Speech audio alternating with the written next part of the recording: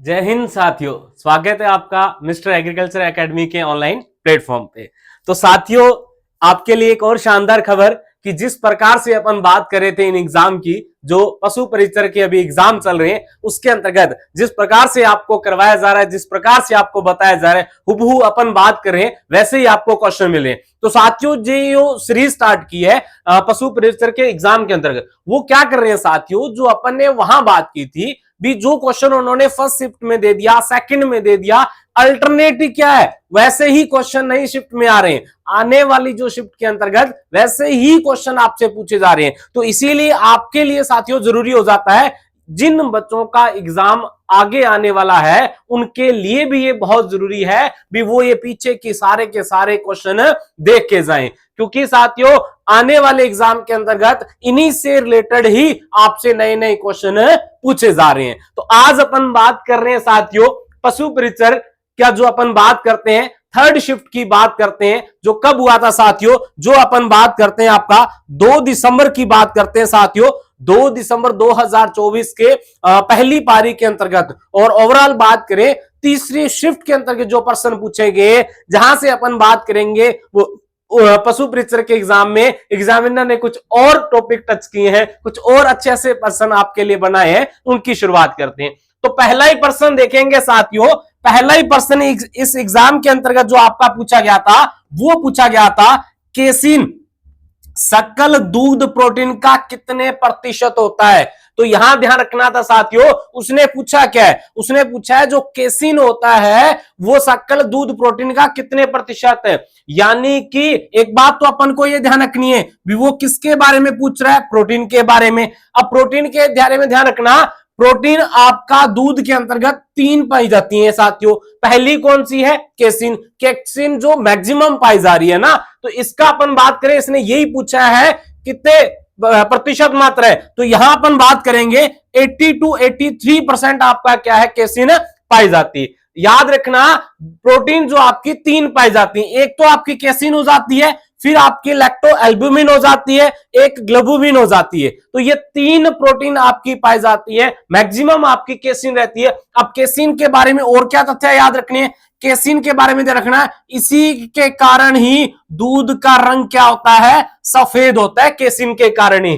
और प्रोटीन से संबंधित याद रखना, दूध में साथियों जो प्रोटीन पाई जाती है वो किस रूप में पाई जाती है, वो पायस के रूप में पाई जाती है। ये 2 प्रश्न आपके आने वाले एग्जाम में भी पूछे जा सकते हैं। केसिन के कारण ही दूध का रंग सफेद होता है और पायस के रूप में आपकी प्रोटीन पाई जाती है, ये अपन को यहां पे ध्यान रखना था। नेक्स्ट क्वेश्चन की बात करते हैं अपन साथियों। इसके बाद बहुत ही अच्छा क्वेश्चन बना था ना आपका नेक्स्ट वाला भी, क्या था साथियों, इसने पूछा है निम्नलिखित में से हरे चारे का चयन कीजिए, निम्नलिखित विकल्पों में से सर्वाधिक उपयुक्त चुने।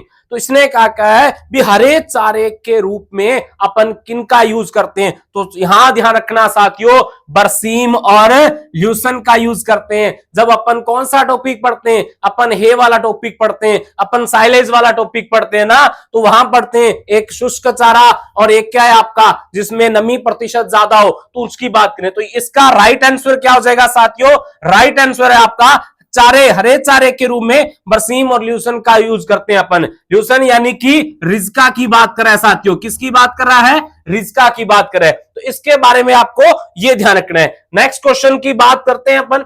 इसके बाद जो आपका क्वेश्चन पूछा गया था, इसके बाद जो आपका क्वेश्चन पूछा गया वो पूछा गया था निम्नलिखित विकल्पों में से निम्नलिखित में से कौन सी कुक्कट या चिकन की एक देसी नस्ल है। तो यहां अपन को याद रखना है भी कौन सी आपकी देसी नस्ल रह जाती है। तो कौन सी आपकी देसी नस्ल रह जाती है, तो उसने ऑप्शन में क्या दिए, ऑप्शन में दिया है रोडे आइसलैंड रेड दिया है, प्लाईमाउथ दिया है, असील दिया है, व्हाइट लैगून दिया है। यहां ध्यान रखना आने वाले एग्जाम से आपके इंपोर्टेंट है, असील आपकी क्या रह जाती है, देसी नस्ल रह जाती है।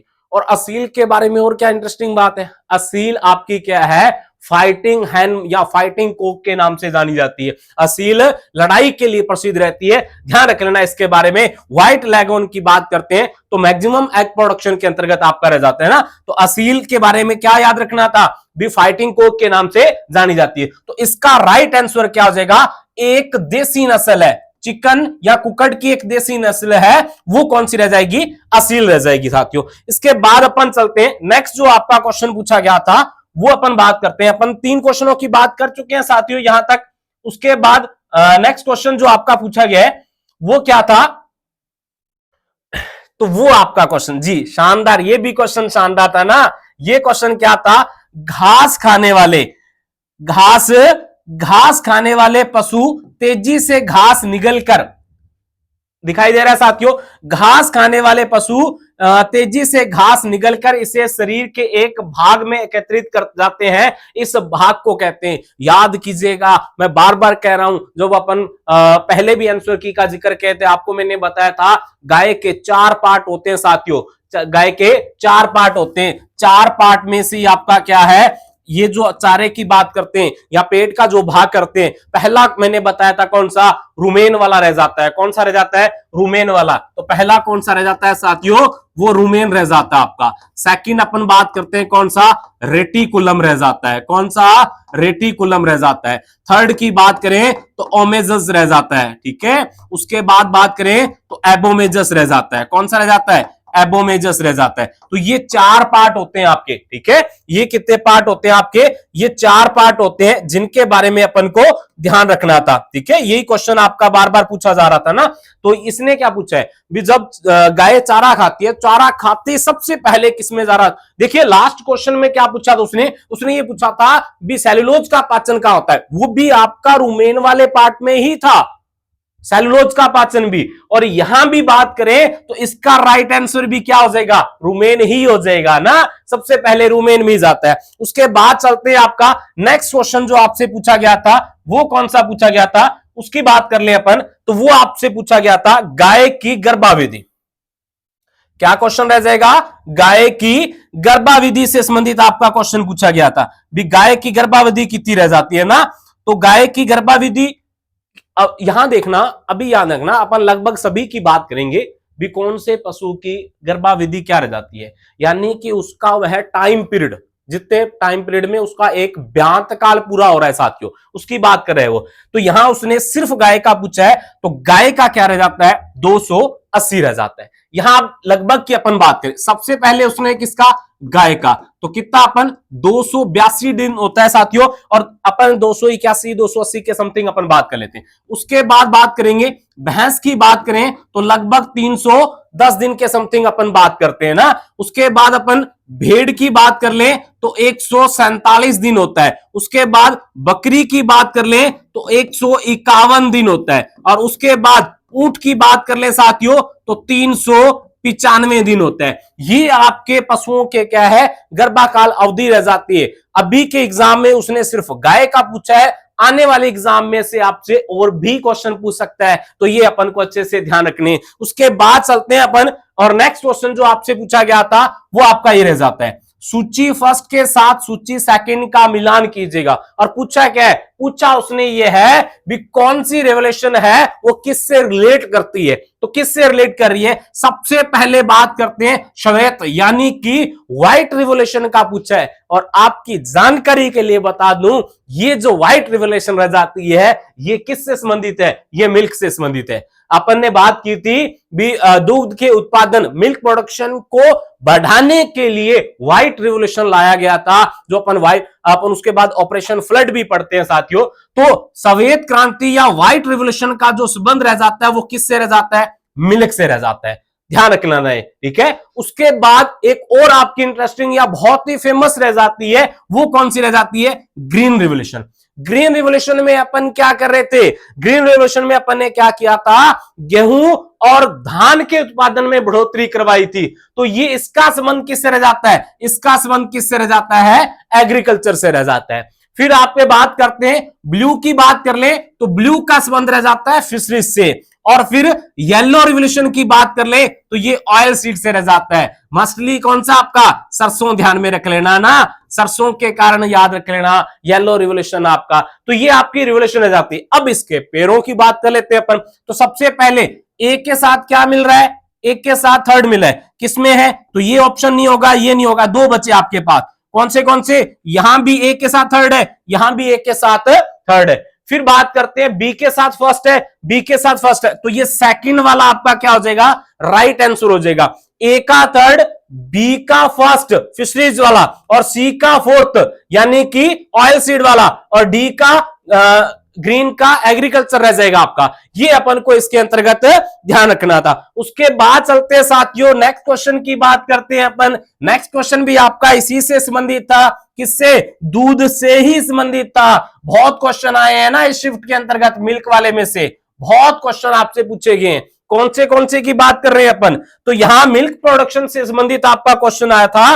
वो क्या पूछा इसने, भी दूध का मूल्य उसमें उपस्थित खाली स्थान की मात्रा के आधार पर तय किया जाता है। आपको याद हो तो मैंने आपको बार बार ये बात बताई थी, भी आपकी फैट रह जाती है, आपकी वसा रह जाती है, जिसके कारण ही दूध का मूल्य निर्धारित होता है। और अपन ने ये भी बात की थी, भी दूध में सबसे ज्यादा घटने और बढ़ने वाला अवयव कौन सा रह जाता है, वसा रह जाती है। जस्ट इसके अपोजिट क्या था साथियों, वो आपका लैक्टोज था। लैक्टोज क्या रह जाता है, सबसे कम घटने बढ़ने वाला अवयव रह जाता है। तो यहां इसने पूछा है मूल्य कौन निर्धारित कर रहा है, तो आपका वसा क्या कर रहा है, मूल्य निर्धारित कर रहा है। अच्छे से याद रह जाएगा आपको, वसा मूल्य निर्धारित कर रहा है, सबसे ज्यादा घटने बढ़ने वाला अवयव है, और लैक्टोज सबसे कम घटने बढ़ने वाला अवयव है। ध्यान रख लेना साथियों इसके बारे में। नेक्स्ट अपन चलते हैं। उसके बाद आपका नेक्स्ट क्वेश्चन क्या था, इसी के जस्ट नीचे देखिएगा, उसने क्या पूछा है, गर्भवती गाय को अतिरिक्त भोजन गर्भावस्था के खाली स्थान के पश्चात दिया जाना चाहिए। ये अपन बात करते हैं आहार प्रबंधन की। आहार प्रबंधन के अंतर्गत किस प्रकार से अपन बात कर रहे थे, उससे कितने समय बाद जो अपन एक्स्ट्रा फूड उपलब्ध करवा रहे हैं वो कब दिया जा रहा है, तो एक्स्ट्रा फूड से कब देंगे, 6 माह के बाद देंगे ना, ये अपन को ध्यान रखना था। उसके बाद अपन चलते हैं, 77 हो गया साथियों। उसके बाद 78 की ओर चलते हैं ना अपन। तो आपका नेक्स्ट क्वेश्चन क्या था, उसमें इसने क्या पूछ लिया, बहुत इजी सा क्वेश्चन था ना ये भी। इसमें इसने क्या पूछा, निम्नलिखित में से कौन सा लवण खनिज मिश्रण में मिलाने से गांवों में ग्वाइटर या गेंगा रोग से बचाव होता है। तो पहले तो अपन को ये याद रखना था, मैं आपको बता चुका था, क्या भी जो ग्वाइटर और गेंगा रोग रह जाता है ये किसकी कमी से, आयोडीन की कमी से होता है ना। तो यहां आप ऑप्शन पिक करेंगे कौन सा है, यहां भी नहीं है आयोडीन, यहां भी नहीं है, यहां भी नहीं है, तो पोटेशियम आयोडाइड इसका क्या रह जाता है, राइट आंसर रह जाता है साथियों। तो क्या रह जाएगा, गोइटर का बचाव करना है तो पोटेशियम आयोडाइड उसे उपलब्ध करवाएंगे। उसके बाद अपन बात करें, जस्ट इसके नीचे आपका नेक्स्ट वाला क्वेश्चन है, कौन सा, ये भी इंटरेस्टिंग है ना, क्योंकि इसने क्या पूछा है, बहुत ही बेसिक सा क्वेश्चन पूछा था ना। क्या इसने क्या पूछा है साथियों, भारतीय मूल की सर्वाधिक दूध देने वाली गाय की नस्ल कौन सी है। याद कीजिएगा, बार बार मैं बोल के गया था जब उसने पिछली शिफ्ट में क्वेश्चन पूछा था, भी निम्नलिखित में से भारतीय नस्ल की कौन सी है जो सर्वाधिक वसा उपलब्ध करवाती है, या विदेशी ब्रीड कौन सी रह जाती है जो सर्वाधिक वसा उपलब्ध करवाती है। तो यहां अपन से क्या पूछा गया है, यहां तो उसने सिर्फ इतना ही पूछा है, भारतीय मूल की सर्वाधिक दूध देने वाली गाय कौन सी है। तो भारतीय मूल की सर्वाधिक दूध देने वाली गाय कौन सी रह जाती है, साहिवाल रह जाती है। जो अपन बात करेंगे साथियों 2000 से 2500 लीटर प्रति ब्यांत इसका क्या रह जाता है, मिल्क प्रोडक्शन रह जाता है। और इसी में आपकी अगर अपन बात करें किस भी फैट की बात कर लें, तो फैट आपका कितना था, 4.5 से लेकर 6.0 तक आपका फैट था। और क्या बात थी, इसी साहिवाल की अपन ने बात की थी, इसमें सर्वाधिक मात्रा के अंतर्गत क्या पाया जाता है, लैक्टोज पाया जाता है। इसी कारण अपन कहते हैं वह भारतीय की नस्ल जो सर्वाधिक दुग्ध उत्पादन भी करती है, और साथ ही साथ इसका दूध सर्वाधिक क्या होता है, मीठा होता है साथियों। ध्यान रह जाएगा। नेक्स्ट चलते हैं नेक्स्ट क्वेश्चन की ओर। उसके बाद अपन बात करते हैं, आपका नेक्स्ट क्वेश्चन है 94 नंबर पे बात करते हैं साथियों, और वो आपका इजी सा क्वेश्चन ये भी पूछा गया था, जो पीछे के एग्जाम में आपका बार बार पूछा जा रहा है ना, बार बार इसी से संबंधित बात कर रहा है। जो आपका टॉपिक था ना, कौन सा, आधुनिक चरवाहे वाला, उसमें से क्वेश्चन आया है। क्या क्वेश्चन पूछा है उसने ये पूछा है, राइका जो जाति रह जाती है साथियों, क्या पढ़ा था इसके बारे में, सर हम पढ़ के गए थे रायका वह जाति है जो ऊंट पालक जाति है ना, कौन सी? ऊंट पालक जाति। और ऊंटों को राजस्थान में लाने का श्रेय बाबूजी को जाता है, बाबूजी ही ऊंटों के देवता है, अमता देवी देवी रह जाती है ना। तो यहां क्या था, यहां उसने पूछा है रायका निम्नलिखित में से किस महीने में पशु चारण के लिए बाहर जाते हैं?